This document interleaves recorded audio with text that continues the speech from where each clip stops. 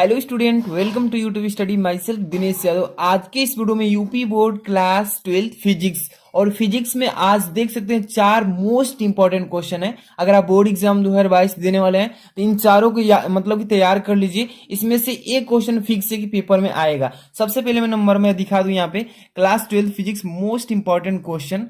और यहाँ पर जो दिख रहा है ना आप, ये क्वेश्चन 2020 XY पेपर कोड में ये क्वेश्चन फंसा था, आया था। इसके बाद अगला क्वेश्चन देखिए यहाँ पर, यानी कि अवतल लेंस की द्वितीय फोकस की परिभाषा देना है। मैं लिखकर बताऊंगा, समझाऊंगा। और ये क्वेश्चन जो है 2020 XS वाला क्वेश्चन पेपर में ये आया था क्वेश्चन।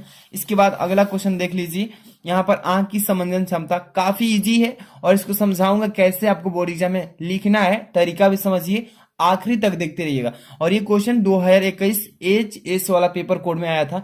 जो बच्चे का मतलब बैक पेपर लगा था, उसका 2021 में एग्जाम हुआ था, उस क्वेश्चन पेपर में ये क्वेश्चन आया था। इसके बाद अगला क्वेश्चन देखिए, यहाँ पे कौन सा क्वेश्चन है, एक उत्तल लेंस की फोकस दूरी। ये भी क्वेश्चन 2000 मतलब कि 20 में ये क्वेश्चन आया था। इसका सोल्यूशन, एक एक न्यूमेरिकल जो थ्योरी है इसका सोल्यूशन देने वाले हैं। तो वीडियो को तुरंत लाइक कर दीजिए और चैनल को तुरंत सब्सक्राइब कर लीजिए, क्योंकि ऐसे ही फिजिक्स, केमिस्ट्री, इंग्लिश, हिंदी का हम तैयारी जबरदस्त कराने वाले हैं। 2022 की तैयारी में अच्छा स्कोर करना है तो चैनल से जुड़िए, सब्सक्राइब कीजिए और इसको शेयर कीजिए, लाइक कमेंट करना ना भूलिए। चलिए सबसे पहले नंबर यहाँ पर देख सकते हैं, क्वेश्चन क्या कह रहा है इसमें कि किसी माध्यम में प्रकाश की चाल 1.5 गुणे 10 के पावर 8 मीटर प्रति सेकंड है। तो ध्यान से देखना है आपको। और इस माध्यम से वायु में जाने वाली किरण के लिए क्रांति कोण कितना होगा आपको बताना है। तो यहां पर सबसे पहले मैं नंबर, जो भी न्यूमेरिकल होगा आपको कैसे करना है उसको पहले समझिए, इसके बाद आप सोल्यूशन करना स्टार्ट कीजिए। कॉपी पेन निकाल लीजिए। यहां पर देखिए कह रहा है किसी माध्यम में प्रकाश की चाल। जब भी माध्यम में प्रकाश की चाल दे देता तो सबसे पहले उसको V से डिनोट करते हैं। जितने भी न्यूमेरिकल करिए सबसे पहले उसमें क्या चीज दिया है उसको नोट कर लीजिए। इसके बाद फॉर्मूला लगाइए, फटाक से आंसर निकालिए। तो प्रकाश की जो चाल है यहाँ पे लिख लेंगे, इसको V से डिनोट करेंगे। V इक्वल टू कितना दिया है, तो 1.5 गुणे 10 के पावर 8 मीटर प्रति सेकंड। इतना तो क्लियर आपको समझ में आ रहा है कि ये मान दिया है, तो मैंने लिख दिया। आप देखिए निर्वात में प्रकाश की चाल क्या होती है उसको लिख लीजिए, जो कि निर्वात में प्रकाश की चाल को C से डिनोट किया जाता है। C इक्वल टू 3 गुणे 10 के पावर 8 मीटर प्रति सेकंड। ठीक है, दो चीज क्लियर। अब यहाँ पे पूछा है क्या इसमें कि क्रांति कोण ज्ञात कीजिए। तो क्रांति कोण निकालने से पहले आपको अपवर्तनांक इसका निकालना पड़ेगा। अपवर्तनांक जब तक नहीं निकालेंगे तब तक आप क्रांति कोण भी नहीं निकाल पाएंगे, इसलिए इसका अपवर्तनांक पहले निकालिए। तो सबसे पहले अपवर्तनांक लिखे, अपवर्तनांक यानी कि इसको बोलते हैं n। और n इक्वल टू फॉर्मूला आपको याद होना चाहिए, क्या होता है, n इक्वल टू होता है C/V, यानी कि निर्वात में प्रकाश की चाल बटे में प्रकाश की चाल। C का मान कितना है, यहां से पुटअप कीजिए, 3 गुणे 10 के पावर 8। और यहाँ पे V का मान दिया पहले से 1.5 गुणे 10 के पावर 8। अब यहाँ से कैंसिल कीजिए, ये 1.5 है, 1.5 दूनी का कितना होगा 3, यानी 2 बार में कट गया और ये पावर से पावर कैंसिल, यानी कि यहाँ पे n का मान कितना आ गया, 2 आ गया। इसका अपवर्तनांक कितना निकाल लिए हम लोग, 2 निकाल लिए। अब यहाँ से इसका क्रांति कोण निकालना है, तो यहाँ पे सबसे पहले लिखेंगे क्रांतिक कोण। क्रांति कोण निकालना है, यानी कि हमें C का मान निकालना है, फाइंड आउट करना है। तो इसके लिए क्या फॉर्मूला होता है आपको मालूम होना चाहिए, n equal to 1/sin C होता है, 1/sin C। अब आपको मालूम है कि n की जगह पे कितना दिया है, 2 दिया है। पुटअप कीजिए, यहाँ पे 2 लिख लीजिए, इक्वल टू कीजिए 1/sin C। अब हमें इसमें किसका मान निकालना है, C का, यानी sin C का। तो यहाँ पर क्रॉस मल्टीप्लाई कर सकते हैं, यहाँ पर sin C इक्वल टू लिखेंगे 1/2। अब देखिए आपको मालूम है कि कितने अंश का मान, मतलब कि 1/2 होता है। 30 अंश का, साइन 30 अंश का मान होता है 1/2। यहाँ पर साइन कितना लिख लेंगे, 30 अंश, यानी कि C का मान हम लोग फाइंड आउट कर ले कितने अंश, तो 30 अंश। और यही हो जाएगा इस क्वेश्चन का आंसर। तो ऐसे ही करना है, कितना भी कठिन हो आप इजिली इस तरीके से कर सकते हैं। अब इसके बाद अगला क्वेश्चन देखिए ध्यान से। तो अगला क्वेश्चन, अवतल लेंस के द्वितीय फोकस की परिभाषा देना है और पेपर में आता ही आता है। तो कैसे करना है, सबसे पहले परिभाषा इसका लिखता हूं, फिर समझ लीजिए। अवतल लेंस पर देखिए ध्यान से, अवतल लेंस पर, ठीक है, अवतल लेंस पर मुख्य अक्ष के समांतर, मुख्य अक्ष के समांतर, मुख्य अक्ष के समांतर आपतित, आपतित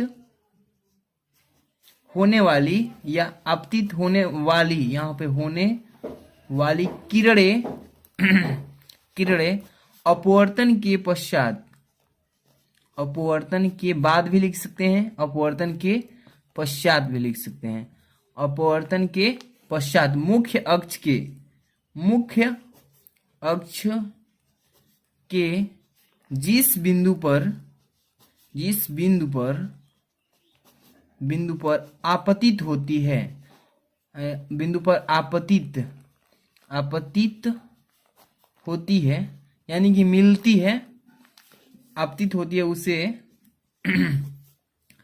अवतल लेंस के,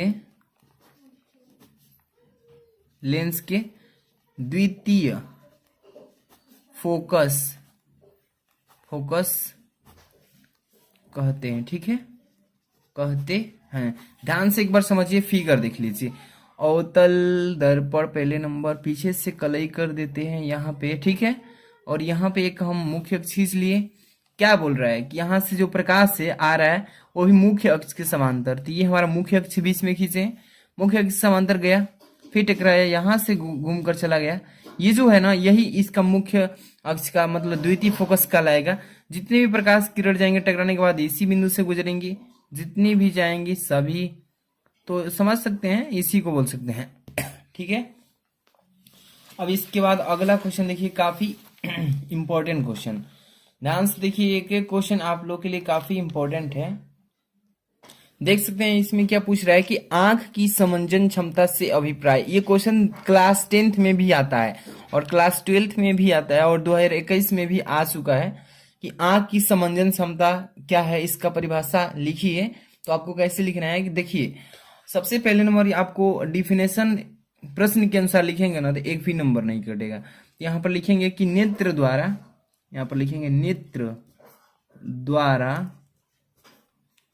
नेत्र लेंस, यहाँ पर लिखेंगे नेत्र लेंस, नेत्र द्वारा नेत्र लेंस की फोकस, फोकस दूरी को, दूरी को कम या अधिक, कम या अधिक करने की क्षमता, करने की क्षमता को आंख की समंजन क्षमता, आंख की समंजन क्षमता कहते हैं। ध्यान समझिए इसको, डिफिनेशन पहले क्या बोल रहा है कि आंख की समंजन क्षमता किससे कहते हैं, तो नेत्र द्वारा देखिए, नेत्र द्वारा, नेत्र का जो लेंस है उसकी जो फोकस दूरी जो लगाया जाता है, उसमें फोकस दूरी को कम करना और अधिक करना, जो उसका क्षमता है ना कम करने की और अधिक करने की आवश्यकता के अनुसार, उसी क्षमता को आंख की समंजन क्षमता कहते हैं। मतलब जहां अधिक प्रकाश होगा उसको कम करेगा और जहां कम होगा वहां पे अधिक करने की प्रयत्न करेगा, तो ये उसकी क्षमता होती है और उसी क्षमता को समंजन क्षमता बोलते हैं। ठीक है, तो ये क्वेश्चन पेपर रिपीट करता है, तो काफी इजी और इम्पोर्टेंट क्वेश्चन है। तो ऐसे क्वेश्चन को ध्यान से देखते चलिएगा। और इसके बाद अगला क्वेश्चन देखिए ध्यान से, थोड़ा सा इधर कर रहा हूँ, चमक दे रहा है। ठीक है, पढ़ रहा हूँ क्वेश्चन, ध्यान से देखिएगा। एक उत्तल लेंस की फोकस दूरी 10 सेंटीमीटर है, एक उत्तल लेंस है और उसकी फोकस दूरी कितना दे रखा है, 10 सेंटीमीटर। एक अवतल लेंस की फोकस दूरी 50 सेंटीमीटर दे रखा है और बोल रहा है कि दोनों लेंस संपर्क में रख दिए हैं, अवतल वाला और उत्तल वाला दोनों को संपर्क मतलब एक जगह रख दिए हैं, और कह रहा है कि इस युग्म से 25 सेंटीमीटर दूरी पर वस्तु रखी गई है। मतलब वस्तु की दूरी u इक्वल टू भी दे रखा है इसमें। वस्तु के प्रतिबिंब की स्थिति बताना है, यानी कि v का मान ज्ञात करना है। काफी इजी क्वेश्चन, आप कर सकते हैं तो कमेंट करके बता सकते हैं। इसका मैं आंसर यहाँ पे सोल्यूशन कर देता हूँ।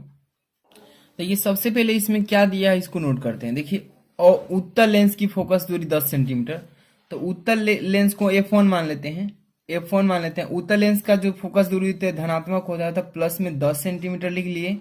और F2 मान लेते हैं अवतल के लिए। तो अवतल लेंस की फोकस दूरी 50 सेंटीमीटर दिया है, तो ये अवतल लेंस में जो फोकस दूरी होता है निगेटिव होता है, तो इसलिए -50 सेंटीमीटर लिख लेते हैं। ओके, दो चीज यहाँ पे दे दिया है। अब करना क्या है, इन उत्तल लेंस और अवतल लेंस दोनों का संयुग्म फोकस दूरी निकालते हैं। संयुग्म का मतलब होता है दोनों को जोड़कर उसका उचित फोकस दूरी निकाल देते हैं। इसके लिए फॉर्मूला आपको मालूम होना चाहिए, संयुग्म यानी कैपिटल एफ का मान निकालना है। तो 1 by capital F equal to होता है 1 by small F plus 1 by small F 2।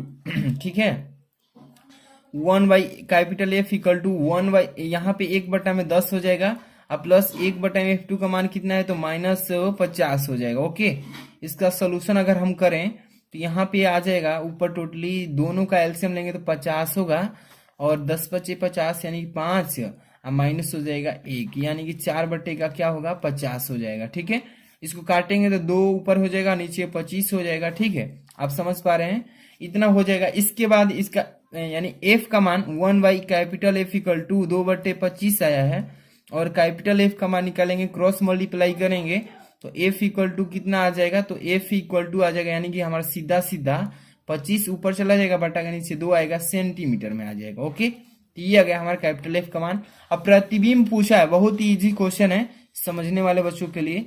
वस्तु के प्रतिबिंब की स्थिति बताइए, यानी वी का मान पूछा है इसमें। तो लेंस का फॉर्मूला लगाइए, जो लेंस के लिए फॉर्मूला है तो 1 by F equal to 1 by V, और यहाँ पे माइनस हो जाता है 1 बाई यू होता है। ओके, तो इसी फॉर्मूले के अकॉर्डिंग हम यहाँ से भी का मान भी फाइंड आउट कर सकते हैं।